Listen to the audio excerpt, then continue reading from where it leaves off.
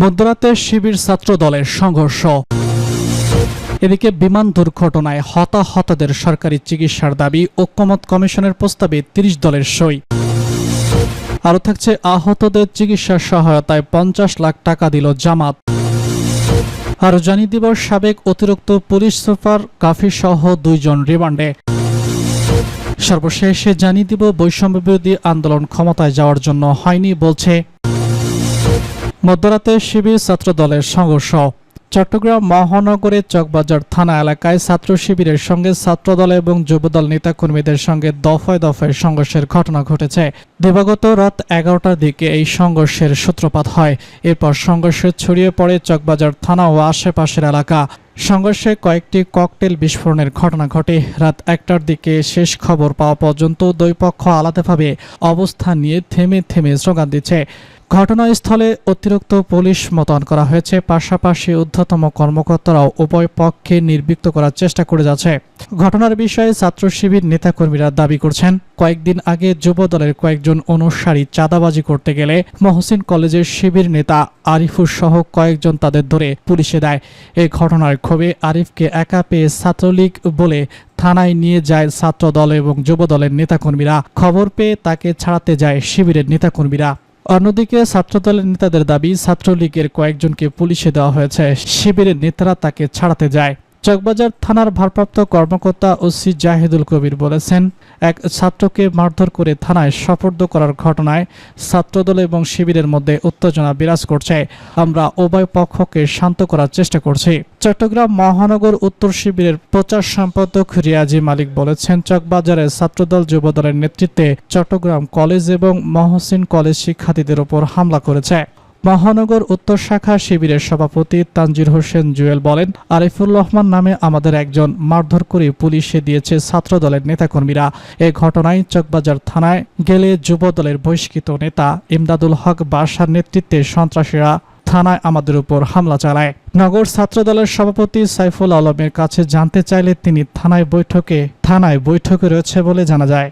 বিমান দুর্ঘটনায় হতাহতদের সরকারি চিকিৎসার দাবি, ঐক্যমত্য কমিশনের প্রস্তাবে ৩০ দলের সই। রাজধানীর উত্তর বিমান ঘাঁটির একটি প্রশিক্ষণ বিমান সোমবার বিধ্বস্ত হয়ে হতাহতের মর্মান্তিক ঘটনা ঘটে।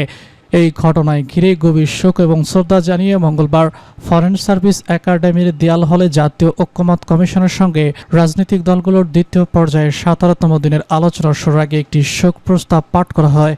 শোক প্রস্তাব পাঠ করেন কমিশনের সদস্য ডাক্তার রবিউল আলম মজুমদার। এতে বলা হয়, সোমবার বাংলাদেশের বিমান বাহিনীর প্রশিক্ষণ বিমান উত্তরায় মাইলস্টোন স্কুল অ্যান্ড কলেজের একটি ভবনে বিধ্বস্ত হওয়ার ঘটনায় গভীর শোক প্রকাশ করছে। এই মর্মান্তিক ঘটনায় নিহত শিক্ষার্থী, শিশু সহ সবার আত্মার মাগফিরাত কামনা করছে। ঘটনায় নিহত ও আহত পরিবারের প্রতি গভীর সমবেদনা প্রকাশ করছে এবং আহতদের দ্রুত সুস্থতা কামনা করে বিমান ঘটনায় নিহত ও আহত পরিবারের ক্ষতিপূরণ দেওয়া, হতাহতদের চিকিৎসার নিশ্চয়তা বিধান করতে সরকারের প্রতি আহ্বান জানানো হয়। শোক প্রস্তাবটিতে বিমান দুর্ঘটনার কারণ অনুসন্ধানে যথাযথ তদন্ত এবং এই ধরনের দুর্ঘটনা পুনরাবৃত্তি রোধের জন্য প্রয়োজনীয় ব্যবস্থা গ্রহণ করতে সরকারের প্রতি দাবি জানানো হয়। এই শোক প্রস্তাবে বাংলাদেশ জাতীয়তাবাদী দল, বাংলাদেশ জামাতে ইসলামী, জাতীয় নাগরিক পার্টি, গণ অধিকার পরিষদ, গণসংহতি, বাংলাদেশের কমিউনিস্ট পার্টি, বিপ্লবী ওয়ার্কার্স পার্টি, আমার দেশ আলোচনায় অংশ নেয় ৩০টি রাজনৈতিক দলের প্রতিনিধিরা এবং কমিশনের সদস্যরা সই করেন।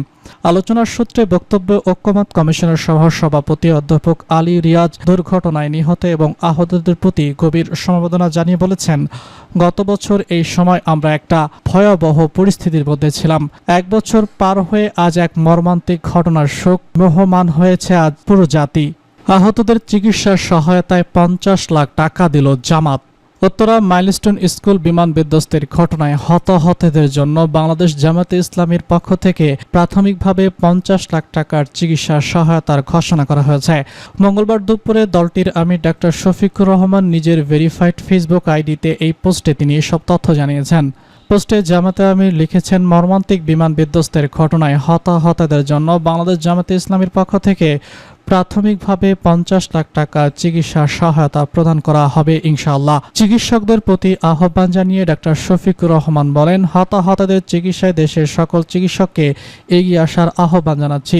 আলহামদুলিল্লাহ, আল্লাহ আমাদেরকে মানবতার পাশে দাঁড়ানোর তৌফিক দান করুক এবং কবুল করুন, আমিন। সোমবার দুপুরে রাজধানীর উত্তরা মাইলস্টোন স্কুল অ্যান্ড কলেজের ভবনে বিমানঘাটির একটি FT-7GI যুদ্ধবিমান বিধ্বস্ত হওয়ার ঘটনায় এখনও পর্যন্ত 31 জন নিহত হয়েছে। আহত হয়েছে 150 শতাধিক। মঙ্গলবার আন্তঃবাহিনী গণসংযোগ দপ্তর এই তথ্য জানিয়েছে। সাবেক অতিরিক্ত পুলিশ সুপার কাপি সহ 2 জন রিমান্ডে। বৈষম্যবিরোধী ছাত্র আন্দোলনকালীন আশুলিয়া থানা এলাকায় বিএনপির মামুন খন্দকার হত্যা মামলায় ধানমন্ডি জেনারেল সাবেক অতিরিক্ত পুলিশ কমিশনার আব্দুল কাফি ও জেলা গোয়েন্দা শাখার পুলিশ পরিদর্শক আরাফাত হোসেনের 2 দিনের রিমান্ড মঞ্জুর করেছে আদালত। মঙ্গলবার শুনানি শেষে ঢাকার senior judicial magistrate Tajul Islam সোহাগের আদালত এই আদেশ দেন। এর আগে দলটির তদন্ত কর্মকর্তা আশুলিয়া থানার উপপরিদর্শক মোহাম্মদ মাহফুদুল হাসান আসামিদের আদালতে হাজির করে প্রত্যেকে 2 দিনের রিমান্ড চেয়ে আবেদন করেন। আসামিদের পক্ষে আইনজীবী ফারজানা ইয়াসমিন রুখি তাদের রিমান্ড বাতিল চেয়ে জামিনের প্রার্থনা করেন। রাষ্ট্রপক্ষ এর বিরোধিতা করে। উভয় পক্ষের শুনানি শেষে আদালত প্রত্যেককে 2 দিনের রিমান্ড মঞ্জুর করেন। মামলার অভিযোগে বলা হয়, ভিকটিম মামুন বিএনপির রাজনীতির সঙ্গে জড়িত। গত 5 আগস্ট আশুলিয়া বাইপাইল এলাকায় বৈষম্যবিরোধী ছাত্র আন্দোলনে গিয়ে আসামিদের ছোড়া গুলিতে গুলিবিদ্ধ হন। স্থানীয় লোকজন প্রথমে তাকে হাবিব ক্লিনিক, পরে গণস্বাস্থ্য মেডিকেল কলেজ হাসপাতালে নিয়ে যায়। পরবর্তীতে ডাক্তারের পরামর্শে গণস্বাস্থ্য থেকে নিউরোসায়েন্স হাসপাতালের দিকে রওনা হলে সড়কে আসামিরা অ্যাম্বুলেন্সে আটকে দেয়। ফলে সাভারের এনাম মেডিকেলে ভর্তি করা হয়। সেখানে টিকটিম লাইফ সাপোর্টে থাকা অবস্থায় 7 আগস্ট মারা যান। ওই ঘটনায় গত 22 আগস্ট ভিকটিমের স্ত্রী ঢাকায় আশুলিয়া থানায় একটি মামলা দায়ের করেন।